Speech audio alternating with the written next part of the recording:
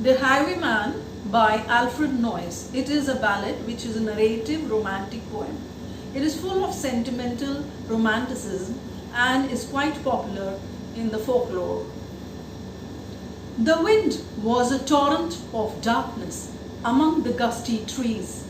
The moon was a ghostly galleon tossed upon the cloudy seas. The road was a ribbon of moonlight over the purple moor, and the highwayman came riding, riding, riding. The highwayman came riding up to the old inn door.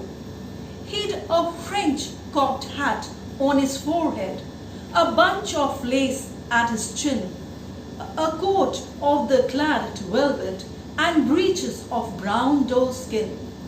They fitted with never a wrinkle. His boots were up to the thigh, and he rode with a jewelled twinkle.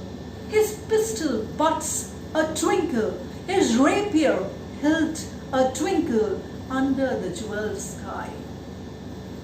Over the cobbles he clattered and clashed in the dark inn yard. He tapped with his whip on the shutters, but all was locked and barred. He whistled a tune to the window, and who should be waiting there but the landlord's black-eyed daughter, Bess, the landlord's daughter, plaiting a dark red lovelorn knot into her long black hair.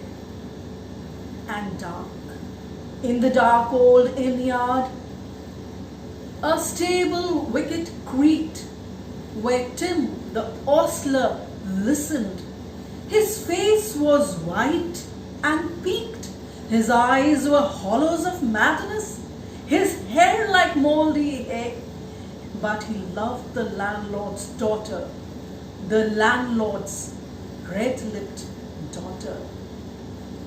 Dumb as a dog he listened, and he heard the robber say, "One kiss, my bonny sweetheart, I'm after a prize tonight, but I shall be back with the yellow gold before the morning light.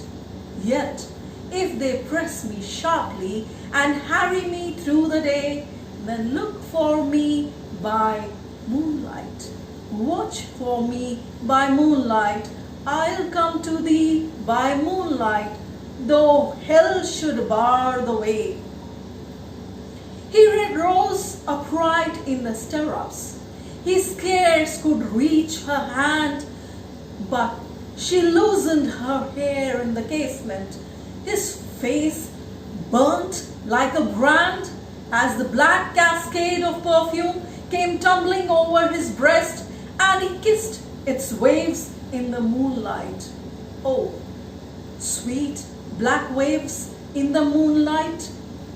Then he tugged at his rein in the moonlight and galloped away to the west. Part 2. He did not come in the dawning.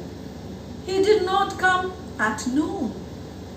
And out of the tawny sunset, before the rise of the moon, when the road was a gypsy's ribbon looping the purple moor, a red-coat troop came marching, marching, marching. King George's men came marching up to the old inn door. They said no word to the landlord. They drank his ale instead, but they gagged his daughter and bound her to the foot of a narrow bed. Two of them knelt at her casement with muskets at their side. There was death at every window and hell at one dark window, for Bess could see through her casement the road that he would ride. They had tied her up to attention with many a sniggering jest. They had bound a musket beside her with the muzzle beneath her breast. Now keep good watch. And they kissed her. She heard the doomed man say, look for me by moonlight, watch for me by moonlight, I'll come to thee by moonlight, though hell should bar the way. She twisted her hands behind her, but the knots held good. She writhed her hands till her fingers were wet with sweat or blood. They stretched and strained in the darkness, and the hours crawled by like years, till now, on the stroke of midnight, cold on the stroke of midnight, the tip of one finger touched it. The trigger at least was hers. The tip of one finger touched it. She strove no more for the rest. Up she stood up to attention with the muzzle beneath her breast. She would not risk their hearing. She would not strive again, for the road lay bare in the moonlight, blank and bare in the moonlight, and the blood of her veins in the moonlight throbbed to her love's refrain. Tlot, tlot, tlot, tlot. They heard it, the horse hoofs ringing clear. Tlot, tlot, tlot, tlot in the distance. Were they deaf that they did not hear? Down the ribbon of moonlight over the brow of the hill, the highwayman came riding, riding, riding. The redcoats looked up to their priming. They stood up straight and still. Tlot, tlot in the frosty silence. Tlot, tlot in the echoing night. Nearer he came and nearer. Her face was like a light. Her eyes grew wide for a moment. She drew one last deep breath. Then her finger moved in the moonlight. Her musket shattered the moonlight, shattered her breast in the moonlight, and warned him with her death. He turned. He spurred to the west. He did not know who stood, bowed with her head over the musket, drenched with her own blood.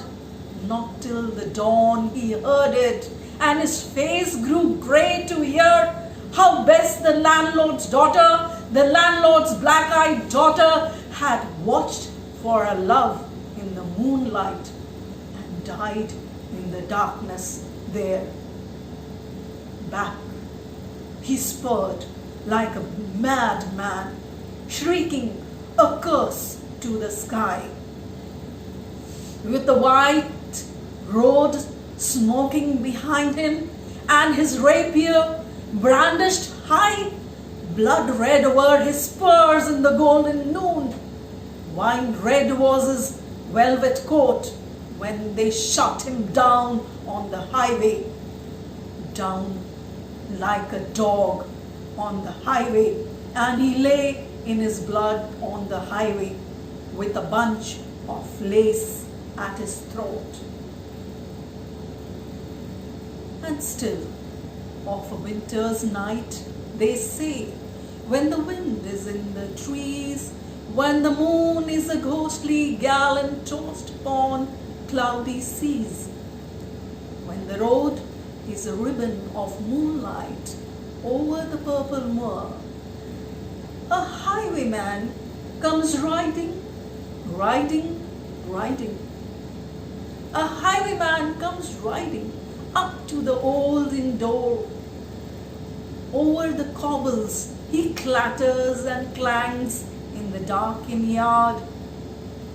He taps with his whip on the shutters, but all is locked and Bart, he whistles a tune to the window, and who should be waiting there but the landlord's black-eyed daughter, Bess. The landlord's daughter plaiting a dark red love note into her long black hair. Thank you. This was Dr. Archana Bahadur Zutshi reciting for your pleasure. Thank you.